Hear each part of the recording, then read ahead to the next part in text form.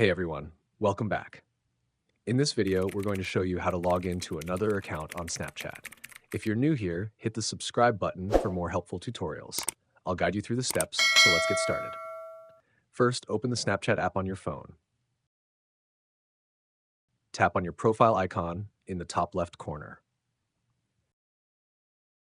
Next, tap the gear icon in the top right corner to open settings.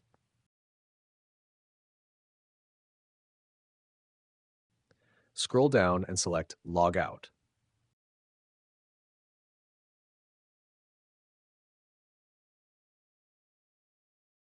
A confirmation message will appear. Tap Log Out again. Now you'll be taken back to the login screen. Tap Use Another Account. Enter the username and password of the account you want to log into. Tap Login and you're all set. If this video helped, like and subscribe for more quick tutorials. See you next time.